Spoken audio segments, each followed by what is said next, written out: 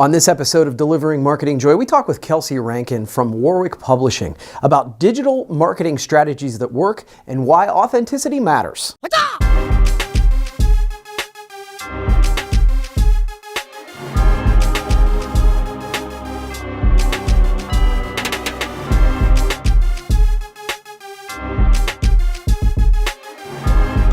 Hey there, and welcome to another edition of Delivering Marketing Joy. I'm your host, Kirby Hassman, and joining me today on the program is a rising star, Kelsey Rankin. She's the digital marketing manager of Warwick Publishing. Kelsey, thanks so much for joining me. Appreciate it.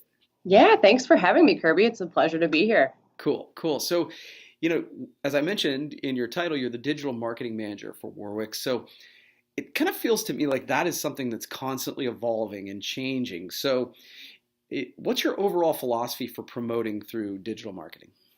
Yeah, you're right. It is always changing, and that's really part of the fun of it. I love that part of it.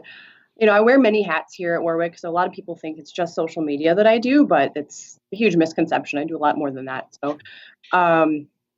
everything from helping with posting jobs to building landing pages for the website, blogging, social media, email marketing. So there's so much that goes on that it's kind of like you just want to make sure you're taking care of all those items. But overall, my philosophy is really to not get too comfortable with any one method.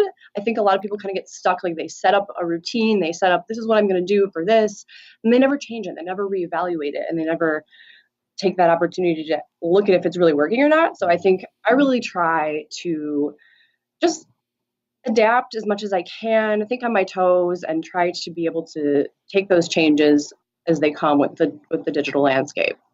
No, I think that's great advice. I heard Gary Vaynerchuk say one time where he was like, people get really romantic about what's worked for them in the past, and so they think it's going to work forever. And the way things are changing today, that's just not that. What you're saying is super wise. So, but let me dig into it a little bit from down into the weeds a little bit. So what are some specific tactics that you are doing that are working right now? Yeah. So one thing that I love to do, and this is kind of common sense, but a lot of brands are missing the mark on this, and I know Charity Gibson is huge on this, is just to be human, be authentic, and show that there's a person there. It's okay to talk about failures once in a while. It's okay to be a little more off the cuff. You don't have to be so polished all the time, but really to be authentic and show that you care about other people in the community, especially our community. There's so much wisdom, and I'm still so new.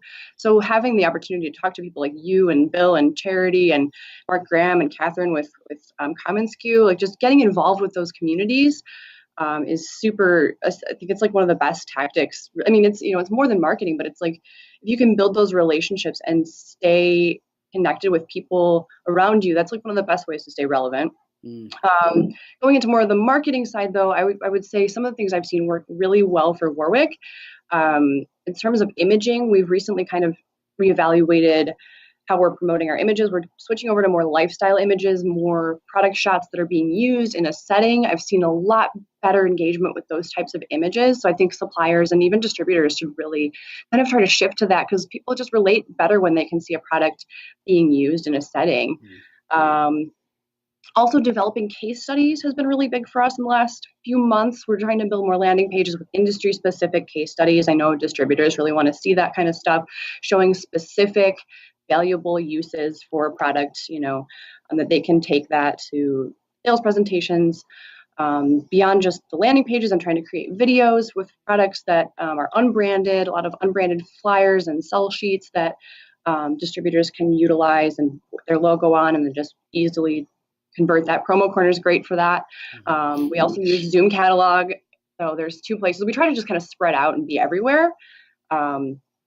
Let's see. At holiday time, I did, for our holiday card line, I did an unbranded video with kind of showing our holiday cards. And I offered to, if there are any distributors who wanted me to customize it with their logo, I offered to do that for them. Didn't take me a ton of time. I just popped the logo in there at the end. So just offering those services that are useful to our distributors to help them get our products out there. And really just listening. A great tactic is just being a sponge and listening to what people are asking for, and then being able to, take that in. I think sometimes, you think you've got it all figured out, but if you can listen and really try to react to what people want, it helps a lot. Yeah, it's so interesting. I think yeah, what I'm hearing from you is be authentic. I think so many, and eh, we're all guilty of it. Is we put out our own highlight reel, but sometimes things don't go as well as we'd hoped, and sharing that I think does resonate. And then the idea of kind of putting yourself in the seat of your customer, right? Like that, when you're talking about some of the tactics you're doing, you're looking at it from your customer's point of view, and that makes a ton of sense. So I think that's great. Um, so I'm always looking for sources of inspiration. Like I think that some days you get up and you're just not feeling it, and so I'm always looking for places to be inspired. Where do you find it? I try to just be, like I said, be a sponge, look everywhere. Look at the marketing that we're receiving from all corners of the world. What are the email messages you're getting? Do those resonate with you? Are they horrible? And then kind of learn from that. We get so many emails that are just so bad. So it's like, hey, don't do that. But also like the Facebook ads, the digital marketing that you see coming around, like, do you want to mimic that, or do you want to say, okay, no, that's not good? Also, of course, industry pros like you, Bill, Charity, Mark Graham, Catherine, um, great sources of inspiration. Promo Kitchen has been awesome. I'm loving Promo Chat. I'm sad to admit that I'm just starting to get involved with that, but it's seriously a cool place to just get like pick the brains of all different, suppliers, distributors. So if you're not on Twitter and you want to kind of dig in there, it's really, really valuable. It's very real. It's very, nitty gritty. So, Yeah, that's fun. what else? Let's see. I try to also delve outside of the industry. I didn't start in this industry. I was doing marketing for digital marketing for an automotive industry before this. So I try to just like look at Business Insider. I love listening to economics podcasts. Hmm. I just picked up this book from the library the other day. I was voting, and my polling place was at the library, and I just picked up this book, and Okay. it's got some quotes in it. It's called Think Big, and it's quotes, notes, and inspiration to spark business success. So I'm just kind of digging into that for the first time, but I have a really good quote in here I'd love to read if you don't mind. I love it. Okay, so this is from Aichik Adiz. He's a PhD, founder and CEO of the Adiz Institute. I'm not sure who he is, but I love the quote. So this kind of goes back to something I said earlier, but it's if you haven't restructured your company in the past 3 years, you're in trouble. A company is not a Catholic marriage forever. It's a California style, 1 year at a time. So, with that, it doesn't have to be the whole company you're restructuring, but that mindset of like reevaluating and be open to change, open to new things, because that's really where the progress is going to happen. Um, so yeah. No, that makes sense. I love that quote. That's fun. So cool. So you have answered my 3 questions. Great job on that. I give everybody a chance to ask me a question. Do you have one for me? I do, yes. So I am kind of still new to the industry, don't have the perspective that a lot of people have. So was wondering if you could tell me some of the ways that you've observed the sales funnel change over the years. Customers are expecting things so much faster. They want shipping faster. They want responses faster from their consultants. But does that equate to faster customer acquisition and a faster sales cycle, or is it not so much? So, great question, by the way, and different than one I've got. So I love it. So what I would say is, most of the time I would say no. I don't think it really does speed up the sales cycle.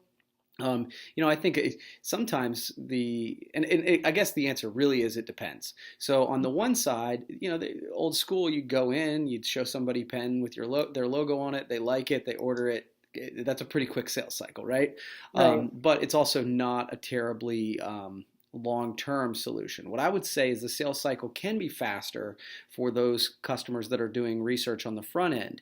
The challenge is I'm not sure everybody is providing people and prospects and end users and customers with the information out there to do that research. And I think that's one of the things that we're trying to do, and I think a lot of smart distributors are trying to do, is to really put out there kind of what you talked about earlier, is put out their authentic vision so that as end users research them online, they know who they are, they know what they're all about, so they can come to the table and go, yes, this is the kind of the company I want to do business with.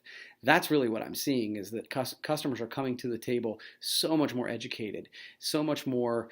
They already understand that you can put a logo on things, right? Like they want to make sure that cultures match up. And so I think that the best companies are the ones who are sharing that on the front end, so that the trust is already built. Then the transaction is almost secondary. So that's sort of my take on it.